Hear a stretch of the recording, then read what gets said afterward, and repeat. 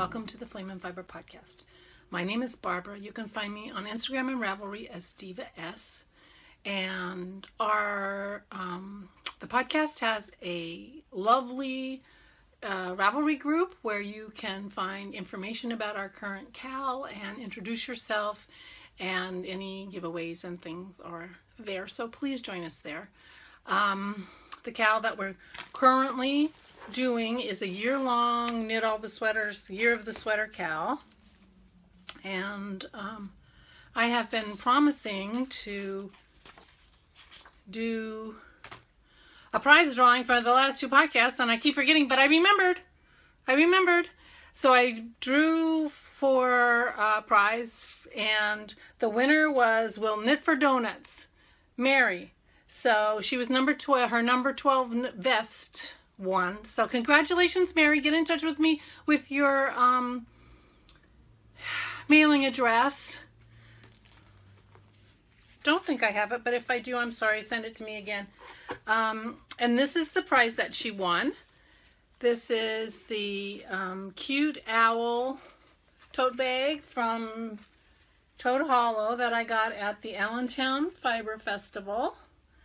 And it's not too wrinkly, luckily.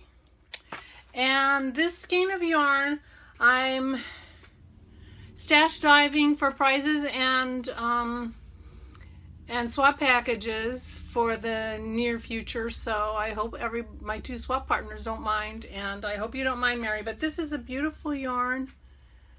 It's dyed in the wool, so it's called Painted Desert, and it's 100% superwash merino, and 437 yards for 100 grams. So I think this would make beautiful socks. Well, it's 100% merino, so this would probably be better for a shawl. But it's a lovely yarn, and I hope you like it. Congratulations. So I remembered. Oh, I don't know how I could not remember that. 2 podcasts, I forgot it. I'm drinking fizzy water. We visited my daughter a few years ago, and she had a soda stream. So we got a soda stream so we can make our own fizzy water. Dennis prefers his drinks to fizz. So he's much more likely to drink water if we have fizzy water. And I'm not kidding about that. He's making kefir with some, it's like they talk about it like a yogurt drink in the supermarket, but it's not really, because it doesn't use yogurt cultures. It uses something else. But anyway, it makes it fizzy. So he's drinking fizzy milk. I don't drink his kefir. That's for him. But anyway, that's what I'm drinking. Oh, I feel like I'm sounding manic. I'm feeling better. On my last podcast, I was talking about how I had been feeling blue. Well, I continue to feel somewhat blue after that podcast, which is why it's 3 weeks since I podcast last time. It just took me a while to kind of get back. And I think I'm working on it, and I think I'm pretty better. But one of the things was I just didn't feel like podcasting, so I didn't do it, because this is my hobby. The podcasters who are dyers and, sell bags and all that stuff, their podcast is part of a little bit a part of their job, or a lot of part of their job. I'm retired. This is not my job. This is my hobby. And I enjoy it, but apparently didn't want to do it last week. So I was a little confused or uncertain about how to discuss my knitting in the last 3 weeks, because it felt like I should talk about it chronologically, which is somewhat different than I normally do. So I'm going to do that. So the last time I podcast, I had just recently cast on the Summer Dreams beautiful sweater by Marcella Chang. This is it. This is Connie from Connie Knits modeling it. Isn't she cute? Well, you can't see her face, but anyway, So I was down here somewhere, I don't remember exactly where, and I will be shocked if I have a progress keeper telling me where. I have lots of markers, but that's to indicate where I have done increases, so I could keep track, or decreases, or whatever the heck I was doing. Decreases, I guess. So I could keep track. Oh, it's got waist shaping. So it was increases and decreases and then increases, because this is knit from the bottom. So I started with the lacy part, and then you knit just a little while, and then you do some decreases down to kind of give it a little bit of a waist, and then back out. And so this is the body. This is a yoke sweater, so this is the part that goes to my armpits. So that's what this is here. I put this on after I put it on waist yarn, and I thought, it's going to be a little big. This is the story of my sweaters. They're, I keep making them big. I think I'm bigger than I am. I continue to have trouble with my gauge. I'm not using the recommended needle size. I've gone up 2 sizes. But I love this yarn. This is the Yakagani yarn. I'm just jumping around. I'll talk about the yarn later. I tried this on when Dennis was there. I had a t-shirt on. I just put it over the t-shirt and said, it looks a little big. He said, well, it's loose, but it doesn't look big. So, I will have to block. He said, can't you determine that when you're blocking it? And, of course I can to some degree, but it's got lace on the bottom, so I'm going to have to block that lace out. So I think it's going to have a little flare at the bottom. But I love this yarn. This is Yakagani yarn. And I'm telling you, any prospective yarn dyers out there, do yourself a favor. Do not get a name like this. Even if you can figure out how to pronounce it, even knowing how to pronounce it, I couldn't spell it without the label. So that's a mistake. So this is anyway, what do I know? She's making a living. Yakagani yarn, I really love it. It's the Somerset silk. It's a high twist fingering single in 70% superwash merino and 30% silk, and the color is Feeling Coy. And I am loving this yarn, and I'm loving the color. I'm so happy with it. I alternated skeins, and so I knit on this for quite a few days. And then I got to about the length that I thought was right. And the next thing you do is you put it on waist yarn, and then you cast on, then you start knitting the sleeves. Because this is a yoke sweater, so I'm going to knit the sleeves and then attach it under the armpit and then knit around, and I'm going to knit that lace here up to the, to the neck. So that's how it is. This, like I said, is my first yoke sweater. I've never done this. So I was knitting along. I was feeling, starting to feel bummed a little bit, and not because of the sweater, not the pattern, and certainly not the yarn. And now it's time to start thinking about the sleeves, and they're short sleeves, but I wanted to knit them 2 at a time. I knit my socks 2 at a time. And it made perfect sense to me to knit these sweaters these sleeves 2 at a time. Now this is also the yarn that got so tangled. The last skein got so tangled. It was just a tangled mess. I showed you that on the last podcast. If I have a picture, I'll put it here. So some of my TV nights after that I spent untangling that yarn while I was watching Poirot. Dennis and I bought all the Poirot mysteries, like all the seasons, and we're watching them in the order that Agatha Christie wrote them, as opposed to the order that they put them on TV. So it's really interesting because sometimes he's young, and the next one we watch he's an old man, that kind of thing.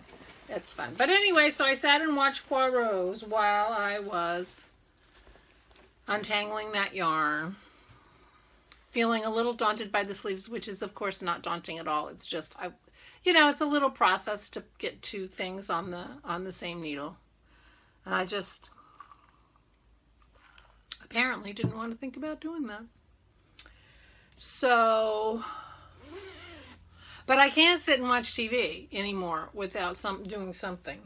So I had this, and I don't know if I've ever spoken to you about this sweater. My daughter picked this pattern out because I told her I wanted to knit her sweater, and it's called Light Roast Cardigan by Kirsten Hipsky, Hipsky. Well, I'm putting it there. And it's a little shorty sweater. My daughter and I are very differently shaped, and she wears cute flirty dresses, like sort of with full skirts and stuff. So this sweater will be great on her. I'm an old lady. I don't wear cropped on purpose. But she had picked this pattern. I'm sorry it's so bent, because she picked it a while ago and I printed it and I had put it away with the yarn, and I showed her the yarn and she thought it would be good. I mean, she picked the color, and I had the yarn, and let's hope I can find the little tag. Of course I can't. To tell you who this is from. If I can figure it out, I'll put it down here. But I bought this yarn at Maryland Sheep and Wool. I think it was last year. And it is a Polworth silk blend. And it was super, super reasonably priced. And you can see a little bit, it's got kind of a halo on it. And this is like an unbleached yarn. And so I cast this on. And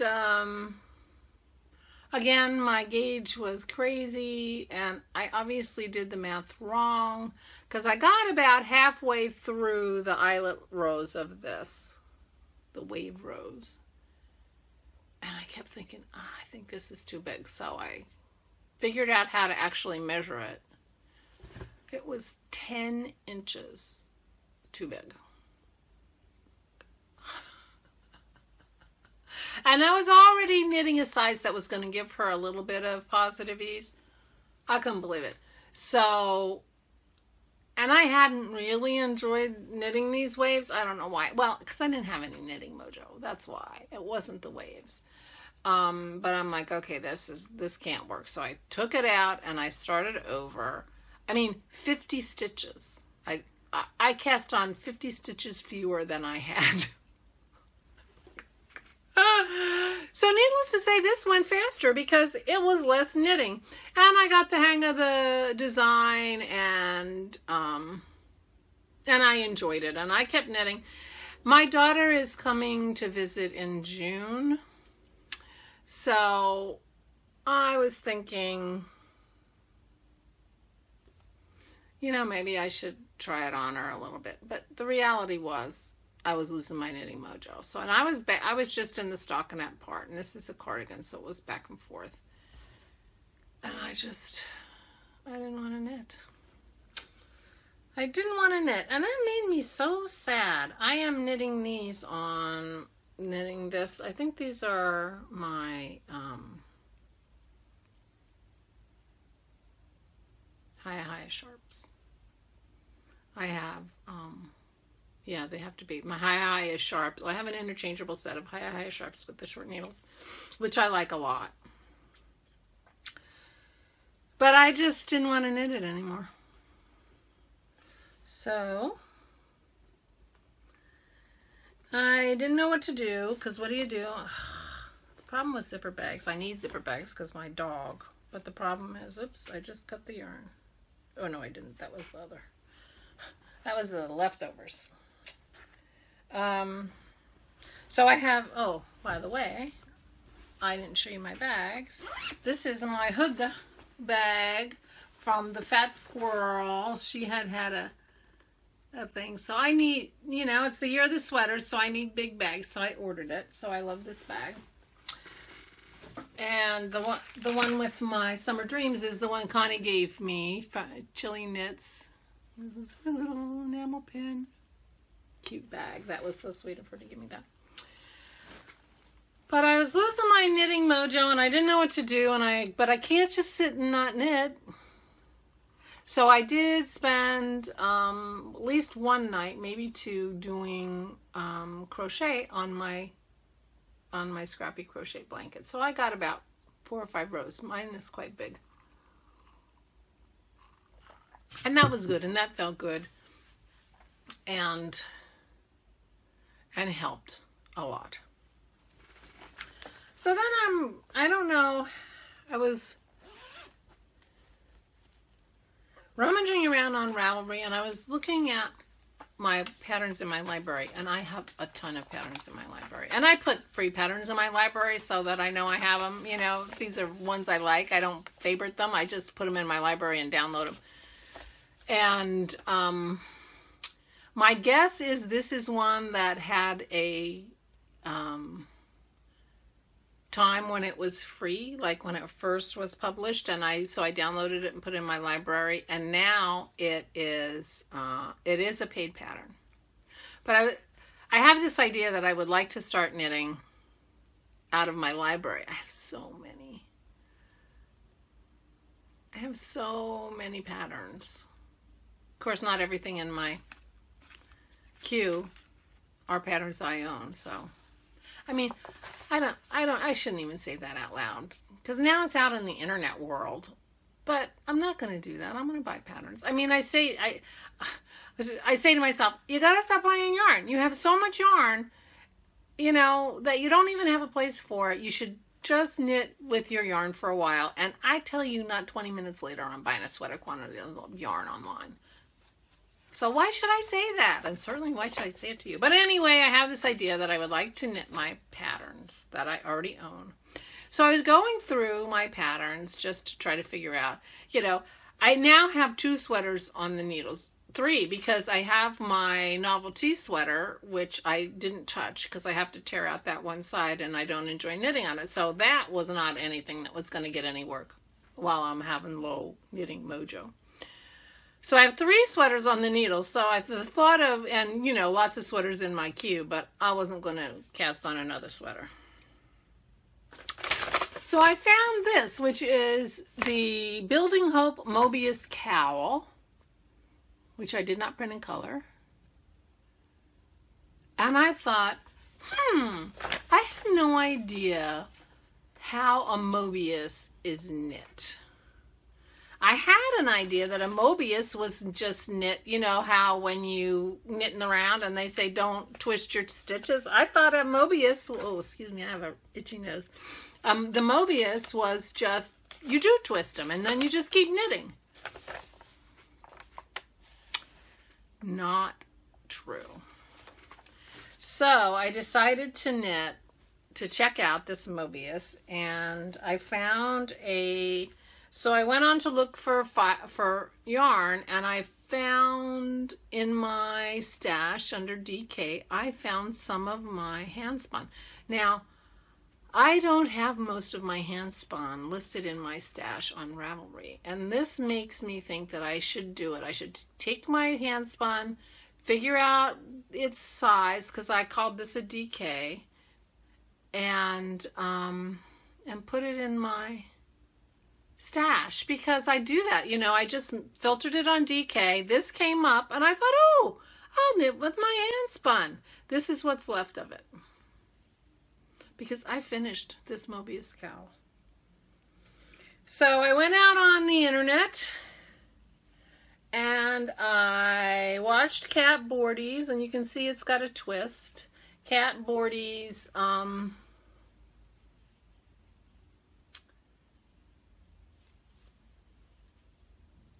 doesn't really have a wrong side and a right side, although this is a little bit the right side because the I-cord, oh no, I'm wrong.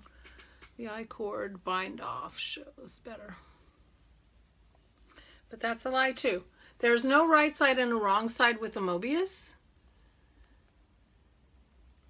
So I went a little rogue, because after this This was in the pattern, this lace, and then it went into sort of a hearts, a pearl, knit and pearls in the shape of a heart for the next part. And I thought this yarn was too much going on and that would be lost. So I did a row of eyelets, another row of eyelets, and just did, you know, knits and purl, rows of knits and rows of pearls. Not exactly garter. So this is really cool. So if you have never knit a Mobius before, I was more than halfway through before I figured out what the heck was going on. Now, Kat Bordy's video on how to cast on for a Mobius was very well done and easy to follow. So, you know, I cast it on no problem. I did the first row no problem. I mean, it's, you know, not straight stockinette, but it's easy. But it's a little mind-blowing. So here's my end. I did a I-cord bind off, and so I still have to sew that together, and you know, so in my end. So this is the end where I finished. The thing that blows my mind is this is the end where I started. So the way this works is, as you're knitting, because of that twist, there's really only one edge, and it goes around and it goes around and it goes around and it goes around and it comes back to right here. I mean, I started my I-cord right here, and I just knit and ended my I-cord here. There's only one edge. It is the wackiest thing. It is so crazy. So when you're casting on these middle stitches. These really one row in the middle. And every time you knit, you're knitting, every row you work, you're working both sides of this. And they are mirrored. So if you know, when you're knitting the whole row, but if you go and look at the other half of the row, it's been purled because of the twist.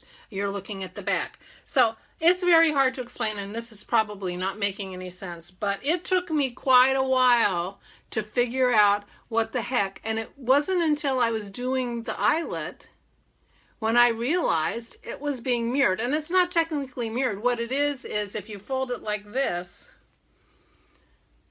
what you're seeing here is exactly what you're seeing here.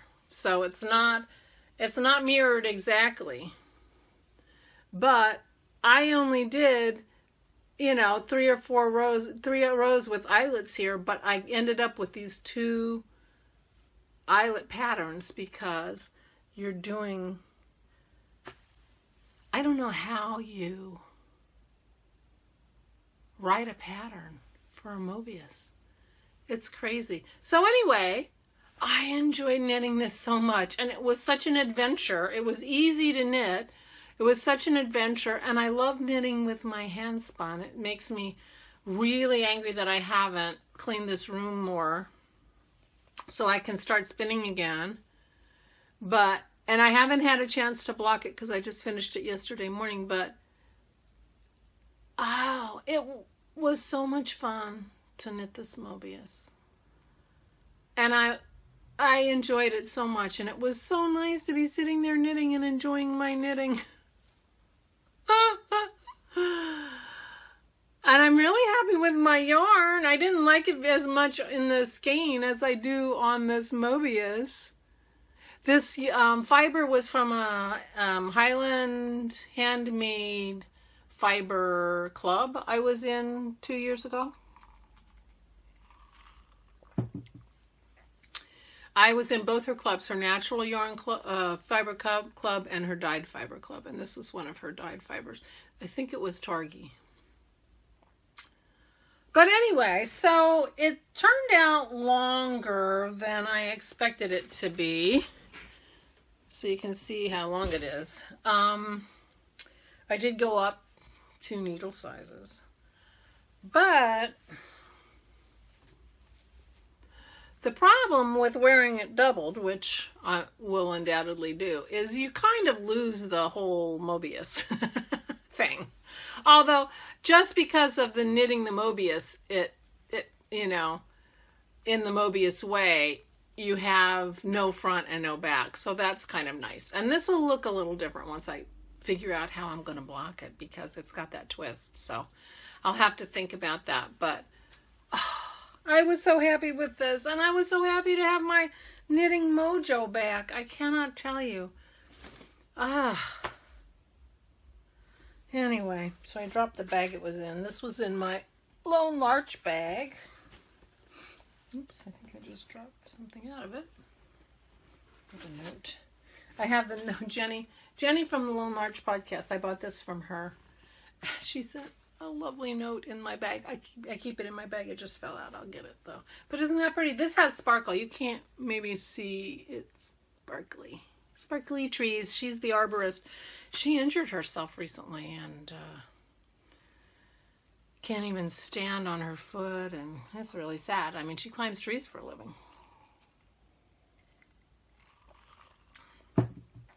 So I finished my Mobius, and I kind of got my knitting mojo back, and I was feeling much better. So I went back to my summer dreams, and I cast on my sleeves. So here's my summer dream again. We just talked about it, but here are the sleeves. I've started the sleeves. Now, I am not alternating skeins with the sleeves because I'm feeling like dealing with 2 balls is enough. And you can see the difference in these 2 balls. One has a lot more black of the black in it. But I don't think the pooling is a problem. You know, the body of the sweater pooled too, so I'm not, I don't need both sleeves to match exactly, and I don't think the pooling is going to be weird, so I'm not worried about it. I only have about that much more to knit on the sleeves before I have to figure out how to put that whole thing all together. But anyway, so that's what I was doing yesterday. That's what I'll be doing tonight. And I feel like I got my knitting mojo back, and I'm so happy about that. I cannot tell you. Because it was very, you know, it didn't help my being down to not feel like knitting. You know, it's a vicious cycle, because if I'm not knitting, then I'm feeling worse. So I'm not going to show you my blanket. I did work on that a little bit, and I might have put a few rows in my hat. But you've seen that hat so many times, it's embarrassing for me to show you that hat, those hats anymore. So that's my knitting. Now, so I went to Maryland Sheep and Wool, and I guess I'll talk to you about that a little bit. I went to Maryland Sheep and Wool. I had, you know, I was a little bit down, so that didn't help me, and I had the worst night's sleep. And I have a 2.5 hour, 3 hour, 2.5 hour drive to get to Maryland Sheep and Wool from my house. I live in southeastern Pennsylvania in a western suburb of Philadelphia. So it was about 2.5 hours for me to get there, which, you know, I consider it like my local fancy yarn, you know, fiber festival. But with no sleep, that was a drag. So I was not feeling very energetic or perky. But I did my first stop at this festival was at the Natural Dyers, because there's a booth. They sell naturally dyed yarns, and there is no place else to buy their yarn except there. They don't have an online presence. I mean, they give you their phone number, so you could probably call them, but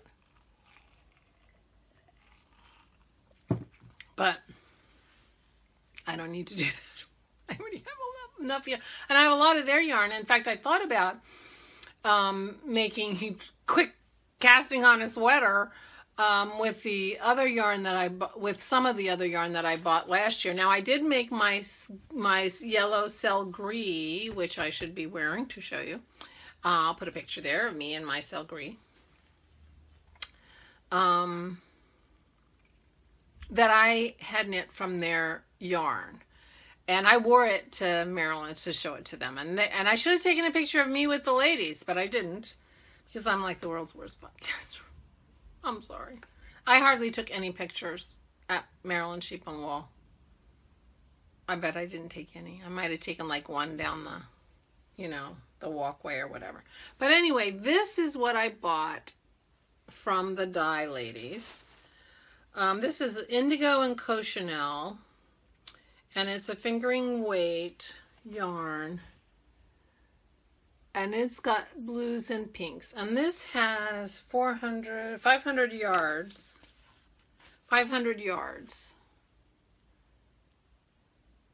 in each of these skeins. Oh, that's good right there. Nope, my color keeps going in and out, but anyway, there, that's it. Nope, gone. But I found this, which is also dyed with indigo and cochineal, but obviously it was a different combination or whatever. And it's also 500 yards, I hope. Yep.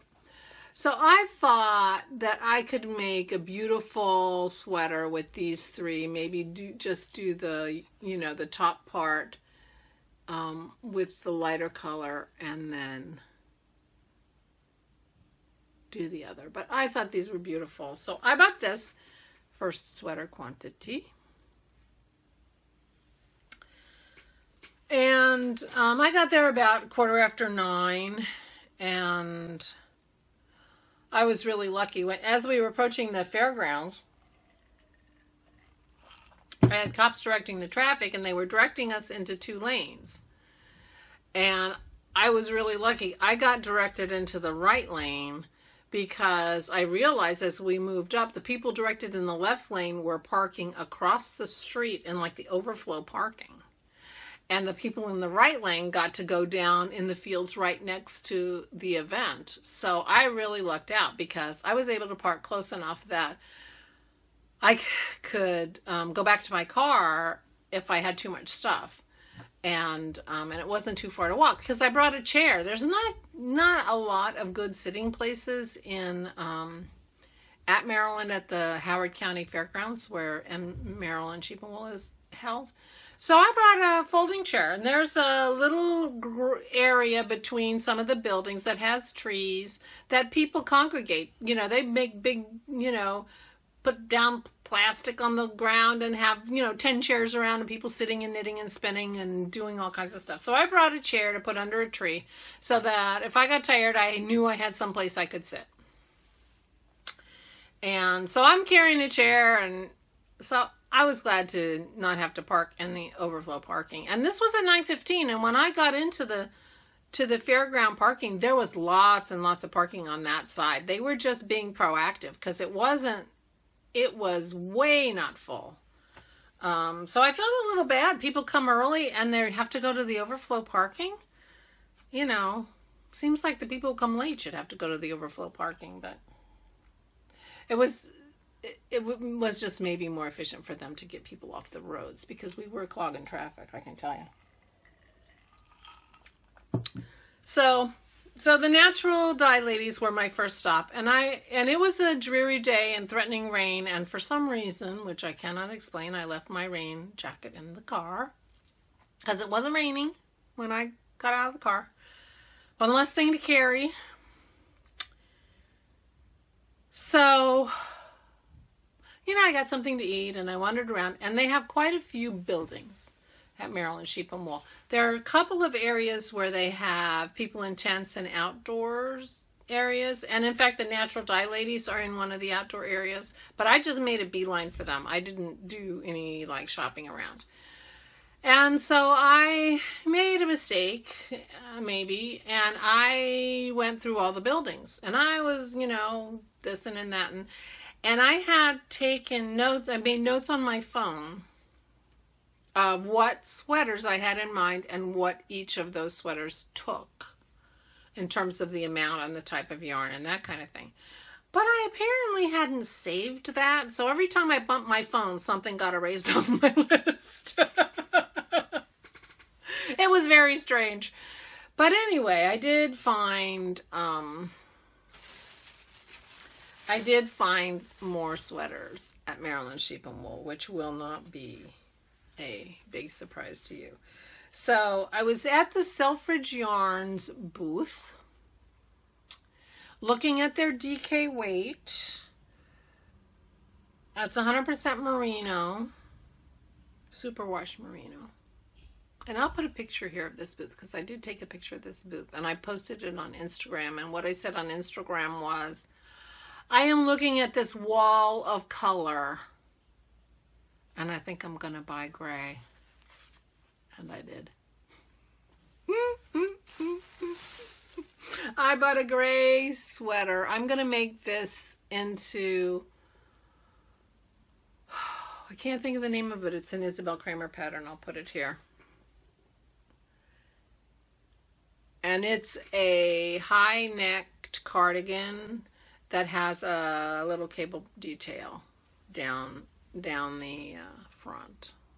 But when, you know, in April we were having snow and it was cold and damp, and I was wearing my Washington Square sweater that I made in January, which I'm very happy with, and I wear it a lot. I mean, it's too big for me. The sleeves are too big, you know, but I wear it anyway. I wear it around the house, and it's got a high collar. And I was snuggling in that sweater, and I thought, oh, that's what I want. And that's what this Isabel Kramer sweater has. It has a high neckline that will cuddle you. So you want a nice yarn because I don't want any itch factor on my neck. Now, if I have itchy yarn, I want a wider neck, and then I'll just wear a shirt under it, and then I'll wear a shawl or something to keep my neck warm. So anyway, I bought a gray, and I love this gray. The color name is Pussy Willow, and they had a shawl knit up in this, which was gorgeous, and it's a beautiful gray, and I've never knit a gray sweater, but I did feel a little, it was hard for me to pull the trigger on the gray when I was looking at all these gorgeous colors, but I couldn't decide on another color, so. And I had one more pattern, and I have to go back to my queue because I can't remember what the pattern was that I was gonna buy DK yarn for. And I wanted to check out the Old Wool booth because Old Wool is organic wool. And, oh, this is a worsted. So I have a worsted pattern that I want to make. And this is certified organic. And it is so reasonably priced. I hope I have enough of them. I got 6.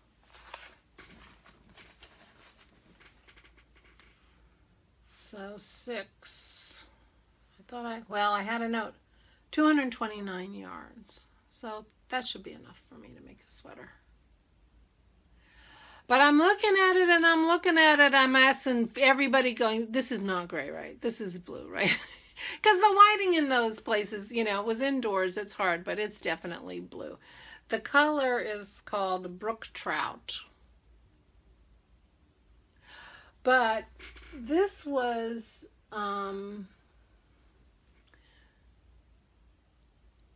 so reasonably priced. So I got a sweater's quantity of this for like $75. I think it was like $12 a skein.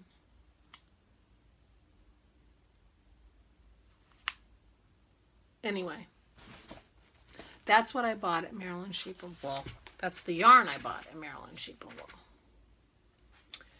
But the other indoor building that I went to was the Fleece Barn.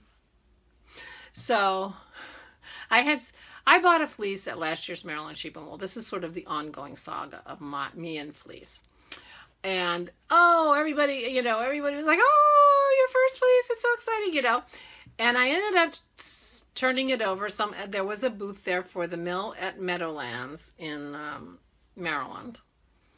And the woman who bought the fleece in front of me was going there to take her fleece. And I went there and we picked the straw out of it and talked. We were there for a really long time. They were lovely people, lovely people.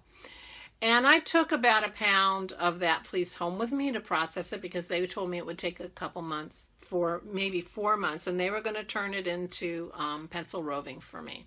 And that was a border Leicester sheep.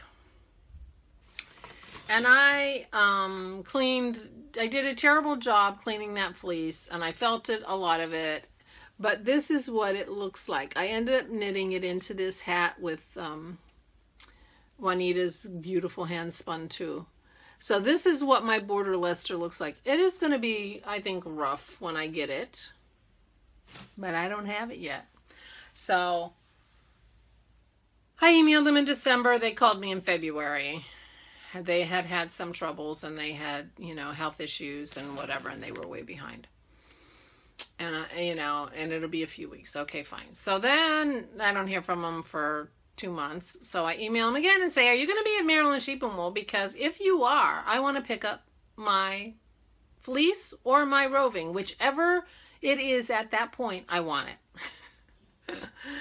And I'll take it back unprocessed, or I'll pick up the roving, but it's been a year.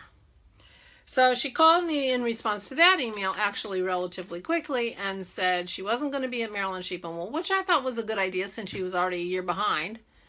And that everybody was behind. Some people were behind 2 years. And, that may be that it's getting much more popular to buy a fleece and have it processed, and so they're getting more work than they can handle. I don't know.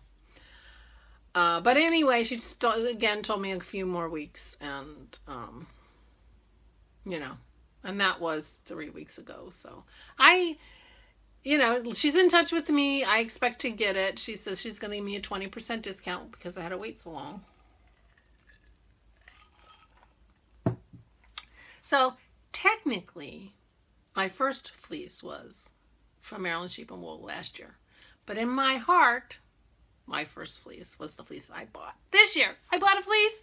I bought a coated Cordell fleece. And everybody who looked at it said, oh yeah, that's a lovely fleece. Because what do I know? But, I stretched it. It didn't crack. It looked good. It had been coated, so they obviously cared about this, this fleece. Coating means that they actually put a coat over the sheep as it's growing its coat out. So if it rolls around in the dirt or whatever, the fleece should be a lot cleaner. And they have to replace those coats periodically over the years. So it's not a small thing for them to do. So I bought this fleece. Where did I put it? So I have actually worked on, and then I bought some scour to clean my fleece. It came in a big giant bag like this, and this is how much I haven't washed yet. So this is what it looks like unwashed, and it's all these wonderful locks, and it's got beautiful crimp. I don't know, yeah, you can see the crimp, and it's really not very dirty. I'm only washing it once, and the water isn't even that icky, but that's what it looks like unwashed. But I've been trying to wash it so that the locks stay nice, because I don't have a drum carder, and this is my washed fleece. I don't have a drum carder, so I'm going to have to spin this using hand cards, or my idea was that I was going to spin it from the locks. Now my problem with this is that I didn't get the water hot enough. And so there's still a little bit of lanolin in my cleaned fleece, which is not going to be a problem, I don't think. Jerry says that I just need to spin it soon. So I have to get my room organized so I can spin. I have a skein of yarn in the middle of being plied that's been in the middle of being plied for a very, very long time. So I got to finish plying that, and then I'm done. I can, you know, it clears most of my bobbins, and I can go. But I need a space to spin, and I haven't done very much spinning since we got Pearl a year ago, because I was spinning in the living room, and you know, I would have a Ashford traditional, which takes up quite a bit of space, and it's wood, and I'm sitting there going like this, and she's going to be like, "Ooh, what's that?" You know. So maybe she's getting old enough now. We actually left her alone in the house, uncrated, for an hour today for the first time. She's a rascal dog. She did great. She didn't get into anything. I had just taken her for a walk, so she was tired. But anyway, so it gives us hope. Gives us hope. But, you know, she focuses on my shoes, my glasses, and my yarn. So. And the downspout out in the backyard, which is Dennis's territory, so he has something to be annoyed with her too. It's not just me. But she is getting better, and she's a sweet, lovable dog, and I hate it when I'm mad at her because it makes me sad. So maybe I'll be spinning downstairs. I don't know. I do have some floor space in my bedroom, so I can move the spinning wheel in there and spin. You know, the problem is my room is so junky. I set up this camera, so you can't see how junky my room is. I'll show you how junky my room is, but I might cut that part out if it's too embarrassing. But keeping in mind that my goal for May was to have Mother's Day dinner on my dining room table. And I posted this on Instagram as well, so you may have seen this picture. This is a picture of my dining room table. The Sunday before Mother's Day. We painted our living room and got new carpeting at the end of October. And so we moved everything out of our living room. And most of it went into the dining room. And we put back the furniture. And as we were starting to put back the other stuff, I said, you know, why don't we not do that? Because we're going to decorate for Christmas. Because that was right before we went away on our trip. When we got back from our trip, it was Thanksgiving. I said, why don't we not, you know, bring everything out now? That gives us room to have Christmas decorations. So I had Christmas decorations. I didn't get the Christmas decorations taken down until St. Patrick's Day. So, I mean, it hasn't been that long that we could have undone the living room. But anyway, once you have stuff piled on the dining room table and it's not coming off, then every time you have company coming over or you have something you don't know what to do with, it gets piled on the dining room table. So that's the dining room table a week before Mother's Day. That was like an archaeological dig, let me tell you. And quite a few of those things really belonged in my room. Lots of books, you know, they were mine. So in the process of clearing off the dining room table, I ended up with 2 more bins of stuff that are now on the floor of this room because they haven't been put away yet. Because that's how I roll. So anyway, I may be showing you, or I may be cutting it out. And if I cut it out, if I cut it out, I apologize for teasing you. Maybe I'll cut out the whole discussion. So you won't even know. But this is what this room looks like on the floor. So that's the door where it comes in. And that's the recycle bin is full of recycling. Because I am trying to clean this up. Then I ended up with 2 bins that came from downstairs. Oh, but this shoebox right here, that was the find of the century. I'll talk about that in a minute. And there's my wheel and all my stuff. And then there's stuff down here. And then this is what I just, putting around. So anyway, now that I've made you seasick, I have a lot of work to do in here that I am apparently not interested in doing. Because otherwise I would have done it when I didn't feel like knitting, don't you think? But this box, that shoebox, that was uncovered in the excavation, and I was thrilled. That box, and it's a big box, oh, I'll show it to you, is full of my knitting stuff.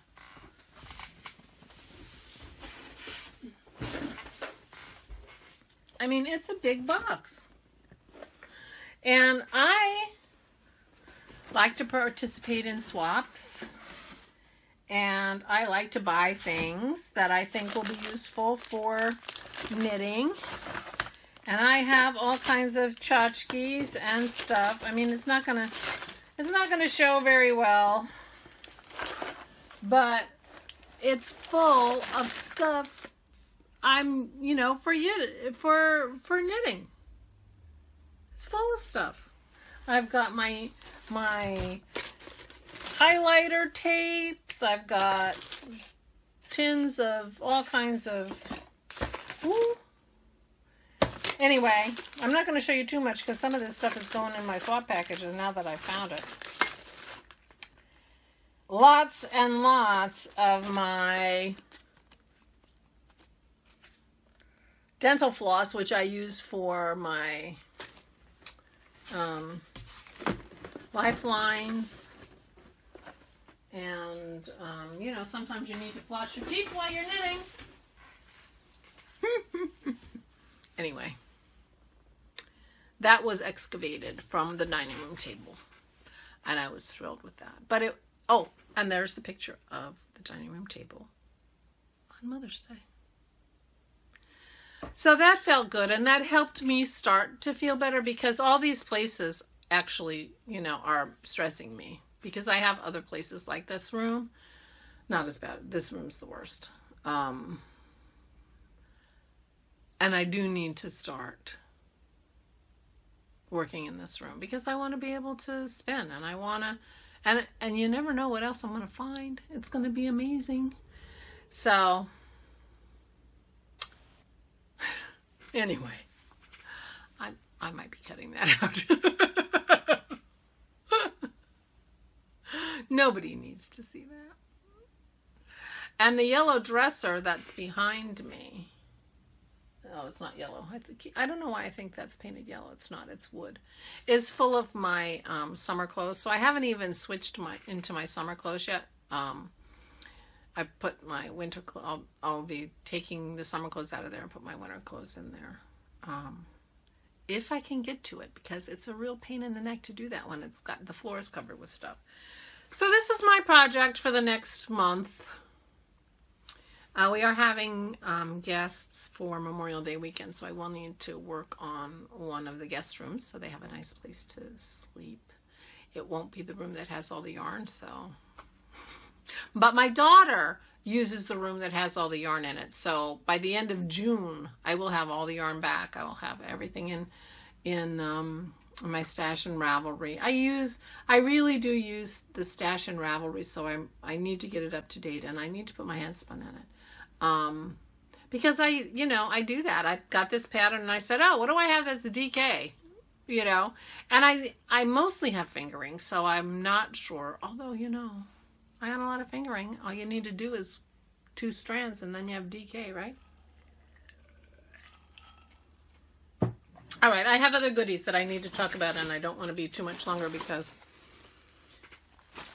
if my leg doesn't hurt me too much, I'm going to mow the lawn when Dennis walks the dog. Because we finally have a beautiful day. We have had horrible weather. It's been rainy forever, and today is really lovely. And if I've been having trouble with my legs, which is part of the reason I've been so bummed. I mean, I've been having trouble with my knees for 6 months. Like when I stand up or sit down, it kind of hurt me. So I've been having some trouble with my knees. But this was affecting my ability to walk. Because once I got up, my knees don't hurt. So going up and down the steps, they hurt a little bit. But, once it started to affect my ability to actually walk, that's what got me to the doctor. I did try to make a doctor's appointment before we went to Chile because Chile was we were doing hiking and stuff, and I thought, oh, maybe, but I was on hold too long with the appointments people, and I just hung up. Forget it. It's not like I'm going to go to the doctor because I don't. So, but I did go to the doctor this week, And so we're working on solutions so my one leg doesn't hurt quite so much. And it doesn't hurt very much now. And the other thing I did was I went back on my diet. I have not been on my... I do a low-carb diet. I believe that that's better for my health. And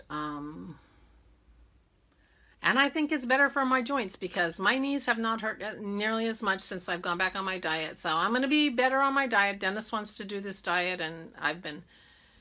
You know, my not being on hasn't helped him. So we're both doing it. But anyway, I'm feeling better. Now, but anyway, I got to stop talking because I want to mow the lawn. That's where I'm like, what the heck was I talking about? But I have some goodies, and I have quite a few goodies. My friend Sharon, who has the Moms with Yarn podcast, and I do a virtual knit night with her and several other lovely people. Hi, ladies. Dyed some yarn and decided she didn't love it. And so she gave it to us. Isn't this beautiful? It is a nice pastel, beautiful purpley, pinky.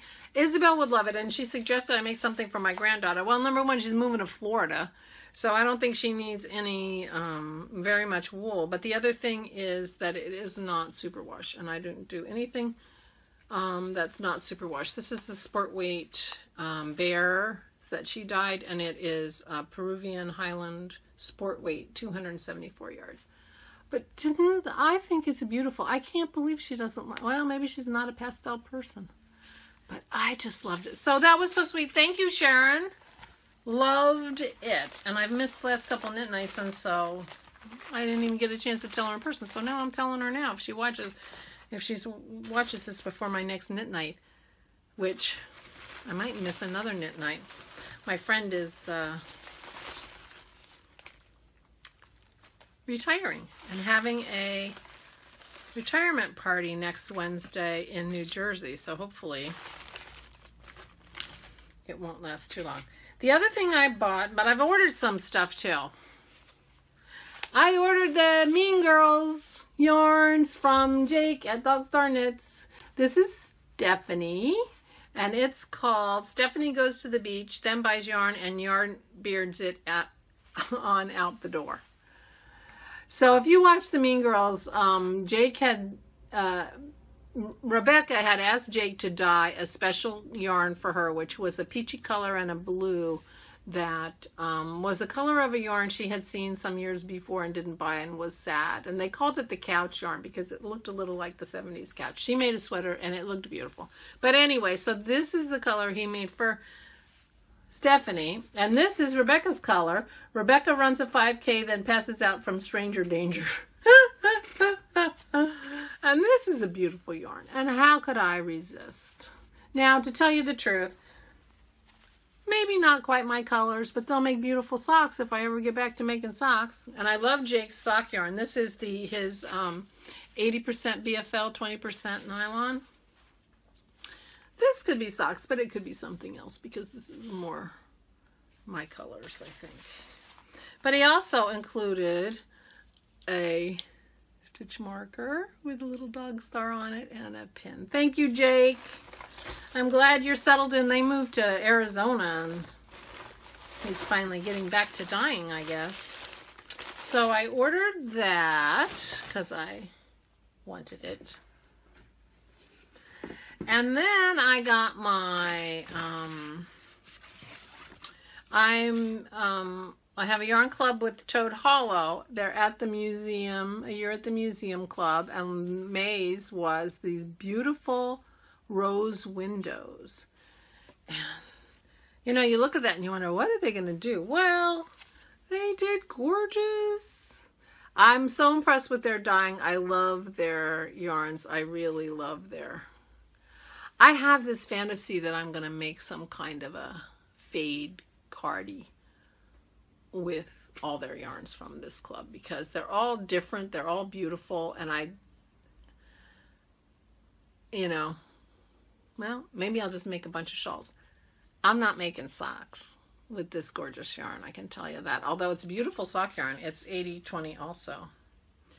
That's what I like for socks, 80%. But isn't that pretty? So this one is called month 5, the Rose Windows. And it'll be, I'm looking forward to month 6. This is what the inspiration is. So this is one where they show you the picture and you can pick, you know, buy a month at a time, or you can, but you get, sometimes you can make the decision after you've seen the picture. So that's the picture. These are Jersey girls, so they do like a beach, I'm sure. So that's coming up. So this was lovely. And the last thing is I supported them. The Crafty Toads got an invitation to vend at TNNA this year in Cleveland in June, which is a very big deal for their business, but it's also an expense. And so they did a GoFundMe to raise some funds, and I think they're almost halfway to their goal, and you know, every little bit helps. But I participated, and I picked the level where you got a mystery box. So I got a mystery box from the ladies, and this is the box. And it's a beautiful box. It's got a, you know, it's a very nice box. And in that, now this was specifically, I could have picked yarn. I could have picked yarn in a bag. And when I saw them in Allentown, I'm like, I don't want a bag. I have so many bags. But they do, I'm pretty sure that they do each individual box individualized. So if you get a surprise, you probably won't get this. I don't think that's how it works. So it's got a dish towel of Pennsylvania, which is where I live, and I had no idea Joe Biden was born in Pennsylvania. Now, Joe Biden was a senator from Delaware, which is the next state down. He shouldn't be on the Pennsylvania. He should be on Delaware. Maybe he is. Maybe he's on both. But apparently, Kobe Bryant and Will Smith were born in Pennsylvania, too, because they're on here. Anyway, it's really cute, and it's a lovely quality dishcloth, which is very nice. I got a very nice card, thank you note from them, and a couple of wish things. Oh, and I got a beautiful thing of David's tea, which I left downstairs because it smelled so good. It's like strawberry lemonade or something. They've got flying wish paper, so you may write a wish on it, and then you set it on fire. It goes whoosh, and your wish goes into the universe. And then here's a wish capsule. It says, write a single wish on paper in the capsule and carry it with you wherever you go until your wish comes true. So this is just a little something for your pocket. But the main thing I got was a journal that they made for me. My next trip is to Egypt. So they personalized this for me, and they made it into a travel journal. Now, I have, that says Travelog. And this is a beautiful binding. It's got a place where you can put your card, and you can put other stuff, credit cards and stuff in here, I guess. But I have a love-hate relationship with journals. I just started a new notebook for the podcast because I couldn't find my other one, and it's almost gone. It's almost done. So I have this. So this is Celebrate Cosmopolitan. I love a Cosmo. So I found this on my, so I just grabbed another book because this is on my shelf of empty things so that I can use it for my podcast, except it's not completely empty. The first 4 or 5 pages, which is true of almost every journal I own, has writing in it. So 1, 2, 3, 4, 5, 6, 7, 8. 8 pages were written on, and I don't know if you can read that. This says, a poker diary. Will I really do this? I should. We'll see. That's what that says at the beginning. And the first entry is dated 9/28/05. 5 pages. I was playing poker. My hobby / second job back in 2005, and for about 5 years, was playing poker. And I filed my taxes as a professional poker player for my second job. So I kept this journal, 5 pages. So, and this is, I have journals, every journal I have has a couple pages written. Because, you know, I got it at a conference and I took notes at the conference and didn't do anything with it. Or I thought, oh, this is going to be a regular diary, and I started writing on it, and yeah. I know that I will fill this one up because because I do write notes for the podcast, and I filled up the last one. The point is, they made me a lovely journal. I've started so many travel journals. I take small, skinny journals and, start writing in, and I write one day and then I don't write anymore. So I don't know what I will do with this journal. I might just look at it because they have put together the pages. It isn't, there are some white pages in here. They have put together all kinds of stuff. Her suggestion was for some of the pages, tape them down and make them into pockets.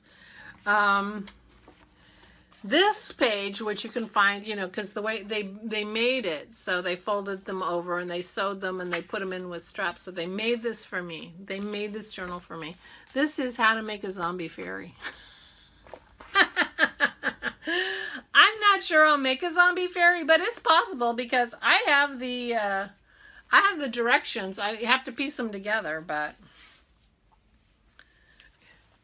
all different pages.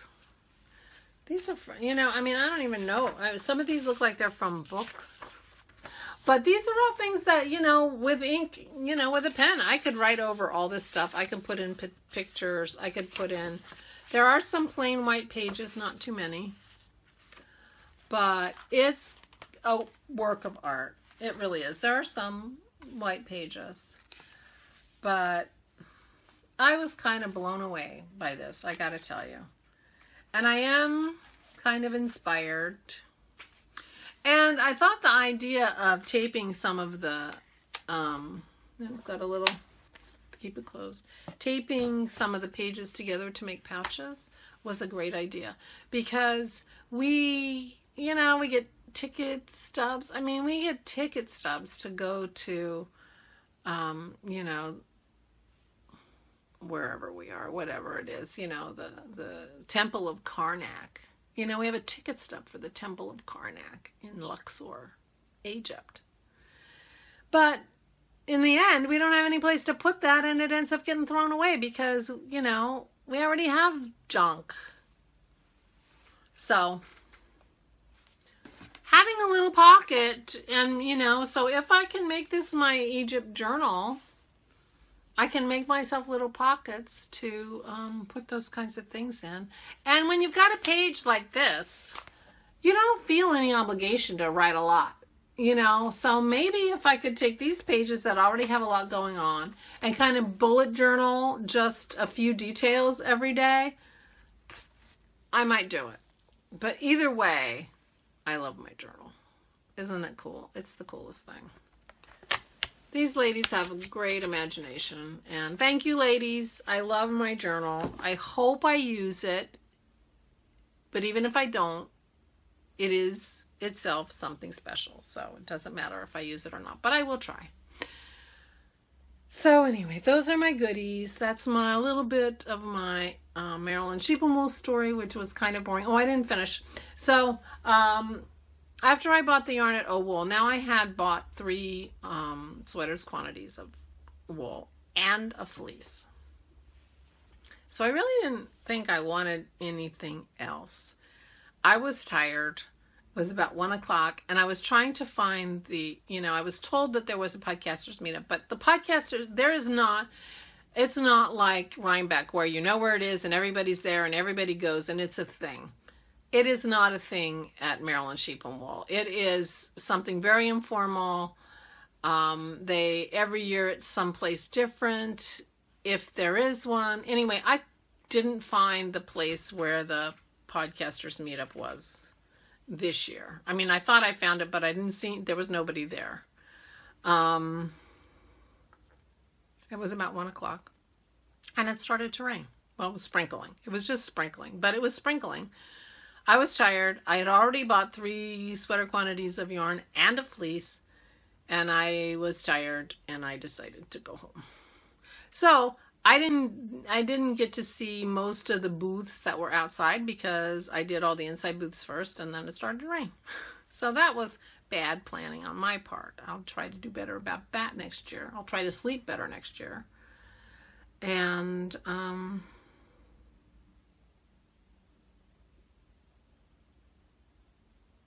so anyway, that's it. I think that's all I'm going to talk about. I hope you have had more knitting mojo than I did in these past weeks, and I hope you have a lot going forward. I'm feeling better, and I think I'm good, and I'm enjoying knitting those sleeves, so I'm feeling better. And I missed you guys. I really appreciate your leaving comments and messaging me. I really do. I love the interaction, which is, of course, why I do this. I celebrate every subscriber, so if you haven't subscribed and you enjoyed the podcast, then please subscribe. And I hope you have lots and lots of time to do the crafting that brings you joy. And I will see you again soon.